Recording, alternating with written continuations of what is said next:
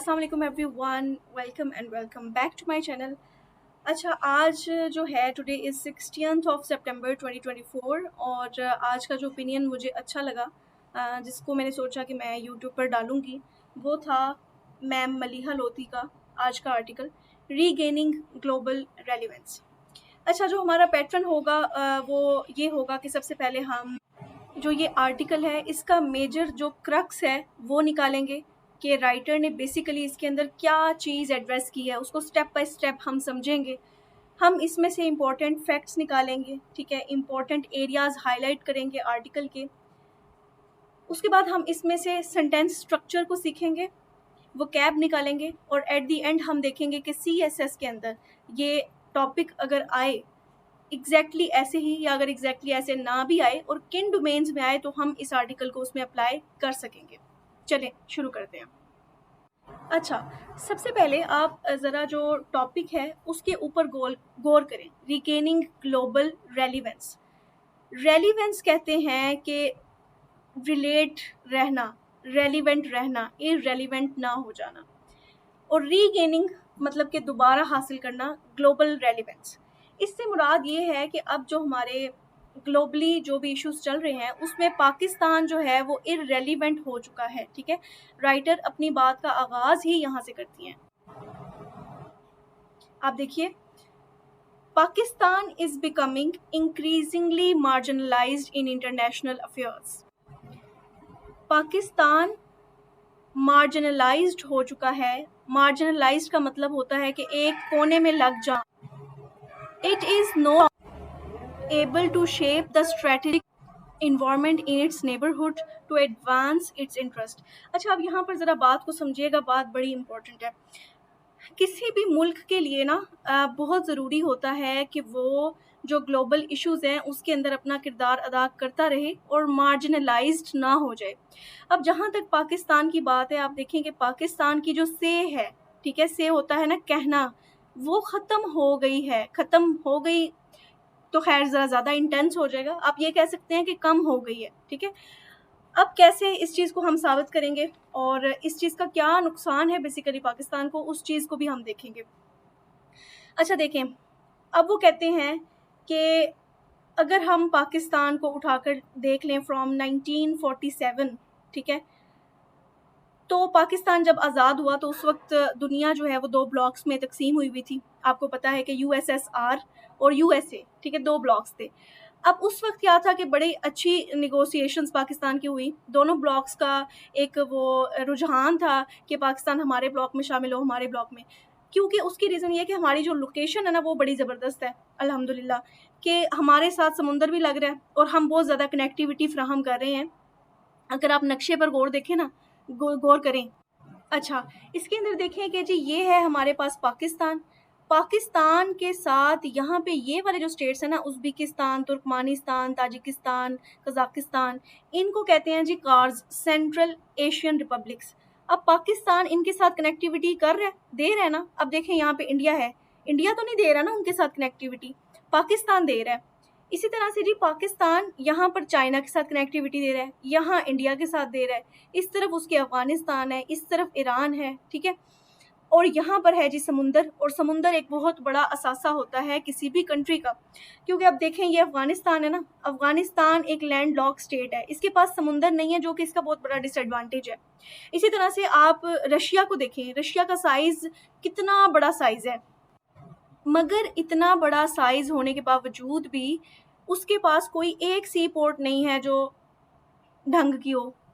इससे मुराद ये है कि अब जैसे पाकिस्तान की पोर्ट्स हैं, पूरा साल वो जो है ना वो सही रहती हैं। आप उसमें जब मर्जी जहाज़ लेकर आएँ, सामान लेकर आएँ, इंपोर्ट करें, एक्सपोर्ट करें। अब रशिया के साथ ये सीन नहीं है। इनकी जो वहाँ पे सर्दी इतनी ज़्यादा है कि आधा साल से ज़्यादा तो पोर्ट्स जमी रहती हैं। तो इसका मतलब है कि जो सी होता है ना, समुंदर, वो किसी मुल्क का बहुत बड़ा असासा होता है। अब कहने का मकसद ये है कि पाकिस्तान अपनी इन खूबियों की वजह से बड़ा रेलिवेंट रहा है इन द ग्लोबल अफेयर्स, ठीक है। अब देखें, पहले तो वो कोल्ड वॉर वाला इरा था, ठीक है, उसमें पाकिस्तान वैसे रहा। उसके बाद जी फिर 1980s के अंदर जब हम चले ना, तो फिर दौर आया था अफ़गान वॉर, ठीक है, रशिया ने जो है अफ़गानिस्तान पर हमला किया, उनके कुछ एरियाज़ अपने कब्ज़े में कर लिए। उनकी जो मेजर पीछे मोटिव था वो ये था कि वो वार्म वाटर्स तक एक्सेस चाहते थे, गर्म पानियों तक रसाई। गर्म पानी किसके पास है? हमारे पास है, अरेबियन सी हमारे पास है, वो यहाँ तक रसाई चाहते थे। मगर फिर क्या हुआ?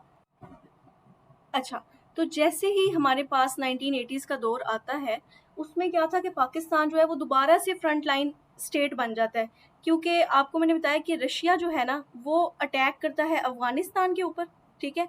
अफ़गानिस्तान के साथ यहाँ है पाकिस्तान, पाकिस्तान के साथ यहाँ पे है वार्म वाटर, अरेबियन सी, ठीक है? अब रशिया चाहता है कि वो एक्सेस हासिल करे वार्म वाटर तक, और ये चीज़ यूएस नहीं चाहता, क्योंकि ऑब्वियसली अगर वो रशिया वार्म वाटर तक एक्सेस कर लेता है तो इसका मतलब है कि वो कामयाबी की तरफ चला जाएगा, ठीक है? ज़ाहिर है कि उनकी ये एक वीकनेस है जिसके ऊपर वो कंट्रोल पा लेंगे। इसलिए यूएस सपोर्ट करता है जी पाकिस्तान को, और पाकिस्तान जो रशियन ट्रूप्स हैं उनको यहाँ अफ़गानिस्तान के अंदर ही काउंटर कर देते हैं, ठीक है? फिर वो जो जहादी कल्चर एक बना, ठीक है, कि कैसे वो जो सारा यानी कि उस चीज़ को जो है ना वो जहाद का नाम देकर लड़ाई वगैरह होती है, जंग होती है, और खैर यहाँ से जो है ना वो उनके सोल्जर्स दोबारा रिट्रीट कर जाते हैं अपने मुल्क में, और इस तरह ये मसला जो है वो ख़त्म होता है। इन शॉर्ट ये कि पाकिस्तान जो है ना वो हमेशा से एक फ्रंट लाइन स्टेट रहा है इन ग्लोबल इश्यूज़ के अंदर। अच्छा, उसके बाद फिर आपको पता है कि दौर आता है 9/11 का, ठीक है? पाकिस्तान जो है वो अगेन वॉर ऑन टेरर में यूएस के साथ जो है वो शामिल हो जाता है, और न्यूज़ में रहना, ठीक है? फिर उसके बाद पीस टॉक्स हो रही हैं तो उसके अंदर पाकिस्तान ने आगे-आगे रहना, यानी कि रेलिवेंट रहना, ठीक है? अब आपको कॉन्सेप्ट समझ आ रहा होगा कि पाकिस्तान रेलिवेंट रह रहा था। उसके बाद फिर अब आपको पता है कि अफ़गानिस्तान से जो यूएस की फ़ोर्सेज़ हैं वो निकल गई हैं। अब मामला जो है वो ठंडा हो गया है, अब पाकिस्तान जो है वो काइंड ऑफ इररेलेवेंट जो है वो हो चुका है, ठीक है?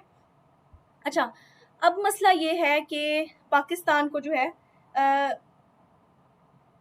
किन चीज़ों ने इररेलेवेंट कर दिया है, ठीक है? और उन चीज़ों को कैसे कोप अप किया जा सकता है, क्योंकि देखिए रेलिवेंट होना हमारे लिए बहुत ज़रूरी है। उसकी रीज़न ये है कि हम रेलिवेंट रहेंगे तो हम सर्वाइवल की स्टेट जो है ना उसके अंदर रहेंगे, ठीक है? एक मुल्क जब एक से रखता है, जब एक अपनी बात मनवाना जानता है, तो फिर ही उसकी जीत होती है ना। ऐसे अकेले तन्हा रहकर तो नहीं ना डिप्लोमेसी हो सकती, या फॉरेन पॉलिसीज़ ऐसे तो नहीं ना बन सकती, ठीक है?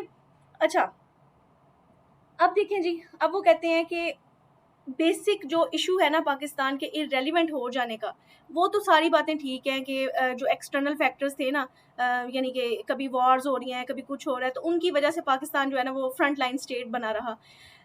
लेकिन अब ज़ाहिर है कि ये जो मसले मसाइल हैं इन्होंने भी तो कभी ना कभी हल होना होता है ना। इसका मतलब है कि जो हमारी सक्सेसिव गवर्नमेंट्स हैं ना, वो पाकिस्तान को रेलिवेंट रख सकने के काबिल नहीं रहीं, ठीक है? उनको चाहिए था कि अगर पाकिस्तान जो है वो इस तरह के मसले मसाइल से बाहर निकल रहा है, तो एट लीस्ट कुछ तो ऐसी स्ट्रेटजीज बनाएं कि वो कम अज़ कम जो है वो अभी भी रेलिवेंट रहे, ठीक है? अच्छा, अब आर्टिकल के अगले हिस्से के अंदर जो राइटर हैं वो चली जाती हैं सजेशंस की तरफ कि आखिर क्या काम पाकिस्तान करे कि वो जो है ना इस सारे मसले मसाइल में से बाहर निकल आए। तो यहाँ पे वो जिक्र करती हैं जी मिडल पावर्स का। आपको पता है एक होती है सुपर पावर जो कि आजकल यूएसए है, ठीक है?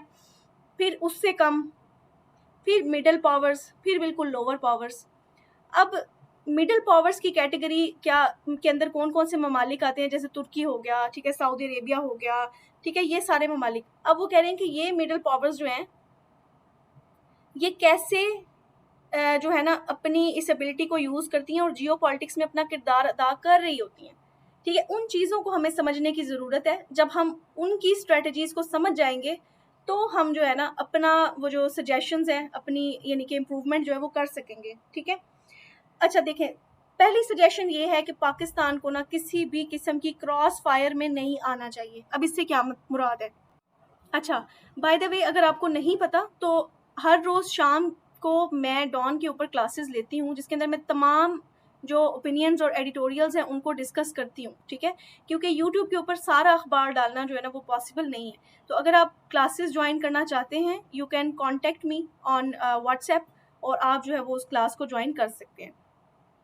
अच्छा जी, अब देखिए कि हमारे पास पाकिस्तान के लिए पहली सजेशन ये है कि क्रॉस फायर के अंदर ना आए। अब क्रॉस फायर क्या है? जैसे यूएसए है, ठीक है, और दूसरी तरफ हमारे पास चाइना है। इन दोनों की ऑब्वियसली एक टग वॉर है, ठीक है, रस्सी है जिसको एक मुल्क अपनी तरफ खींच रहा है और दूसरा जो है वो अपनी तरफ खींच रहा है।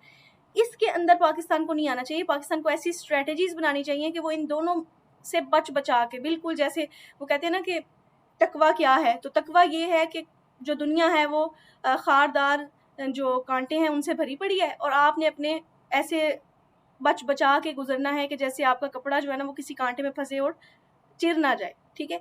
Same is the case with Pakistan के पाकिस्तान को ऐसे बचा के इन दोनों पावर्स में, इनके अलावा जो बाकी आपके पावर्स हैं उनके क्लैशेज हैं उनमें से बचा के निकलना है, ठीक है। ये पहली सजेशन हो गई। दूसरी बात ये हो गई कि आपने अपनी इकोनॉमी को स्ट्रॉन्ग करें। ये जो आपने प्याला अपने हाथ में उठाया हुआ है हर साल उस चीज़ को ख़त्म कर दें, क्योंकि इस तरह मांगने से इंसान की इज्जत नहीं रहती। अपने रिसोर्सेज के ऊपर जो है ना वो रिलाई करना शुरू करें। अपनी इकोनॉमी को, आपके पास 60% आपकी पॉपुलेशन यूथ है, तो उनको पोटेंशियल को यूज़ करें। आपको ये मांगने की ज़रूरत ही नहीं पड़ेगी। आप जो आपका इमेज ये बन चुका है कि पाकिस्तान जो है वो ये पावर्स जितनी भी हैं आपके पास, इनके पास जाएगा तो उसकी पहली जो डिप्लोमेटिक स्टांस होगी वो यही होगी कि हमें कर्जा दिया जाए, ठीक है। तो इस चीज़ से बचें, ये हो गया।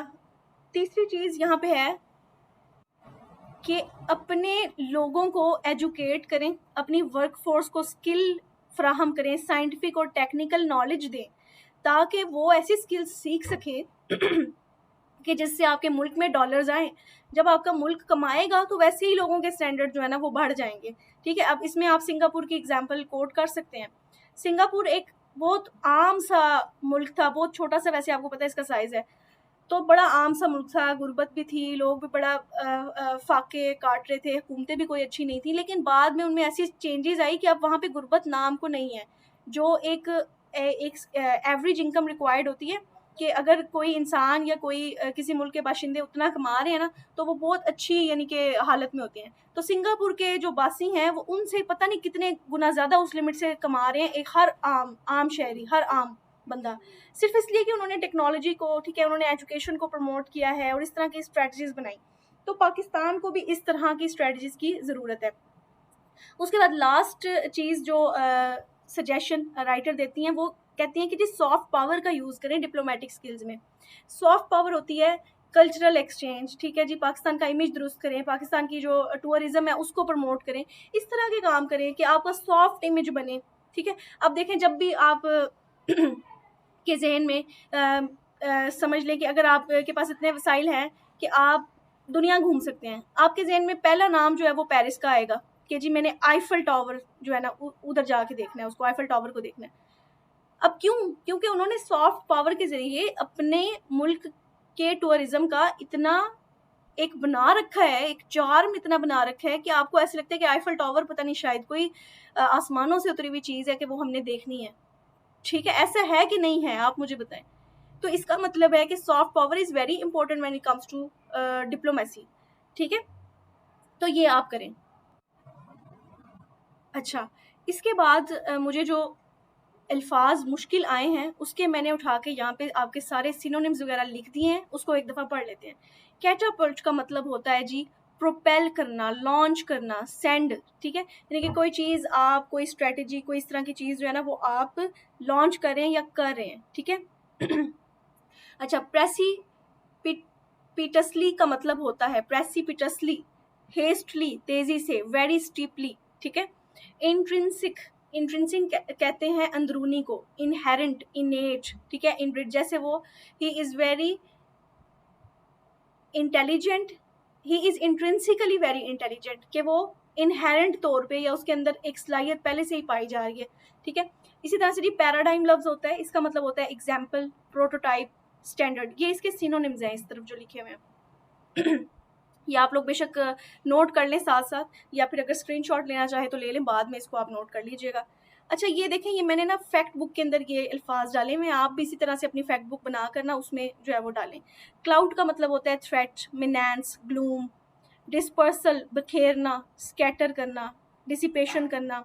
बार्गेनिंग होता है जी, बार्गेन करना यानी कि जैसे होता है ना वो करना, बार्गेन बहुत ज़्यादा कर रहे हो, बहस करना जैसे होता है। हैगल, निगोशिएट, ठीक है। रिजिलियंट कहते हैं जी स्ट्रॉन्ग को, ब्यूयंट, इलास्टिक। स्क्वेबल्स, अब ये एक यहाँ पे टर्म यूज़ हुई है इस आर्टिकल के अंदर, पॉलिटिकल स्क्वेबल्स, पॉलिटिकल क्वाल्स, लड़ाइयाँ झगड़े, रो भी झगड़े को कहते हैं, आर्ग्यूमेंट को कहते हैं, ठीक है। इंडिस्पेंसिबल होता है जी एसेंशियल, क्रूशियल, की, ठीक है, जो चीज़ बहुत ज़रूरी हो। जैसे this step is indispensable for Pakistan, कि ये काम जो है ना ये पाकिस्तान के लिए बहुत ज़रूरी है। अच्छा, उसके बाद है जी लिवरेज्ड। लिवरेज का मतलब होता है कॉन्टैक्ट, अटैचमेंट, स्ट्रेंथ, ठीक है। लिवरेज। इलिसिट का मतलब होता है इलीगल, या this activity is illicit, unlawful है, ठीक है। डिप्लोमेटिक एक्टिविज्म एक टर्म इस आर्टिकल में यूज हुई, और इसका मतलब होता है कि डिप्लोमेटिकली, ठीक है, आप अपने मुल्क के लिए डिप्लोमेटिकली जो निगोशिएशंस कर रहे हैं, जो मामलात को तय कर रहे हैं, वो एक्टिवली कर रहे हैं, ठीक है। एक्टिविज्म है आपके मुल्क के अंदर, ठीक हो गया। Okay everybody, that's it from my side. I hope कि आपको ये जो आर्टिकल है ये समझ आया होगा, और प्लीज़ मुझे कमेंट करके ज़रूर बताया करें कि ये सीरीज़ आप लोगों के लिए हेल्पफुल भी साबित हो रही है या नहीं हो रही, ठीक है। और इसमें अगर आपकी कोई सजेशन है, कोई बात आप कहना चाहते हैं, ठीक है, वीडियो को लाइक भी कर दिया करें, और आपके जो ग्रुप्स हैं उसके अंदर इसको स्प्रेड भी कर दिया करें, बिकॉज देखिए ये चीज़ जो है ना ये बहुत ज़्यादा मेहनत के साथ मैं करती हूँ, और अगर मुझे इसका कोई फ़ायदा मिलेगा तो obviously I will be encouraged, और मैं इसको मज़ीद बेहतर से बेहतर करूँगी और इसको कंटिन्यू रखूँगी। अदरवाइज़ फिर मैं डीमोटिवेट हो जाऊँगी, ठीक है। चलिए, I will see you in the next video इंशाल्लाह। टिल देन टेक केयर, अल्लाह हाफ़िज़।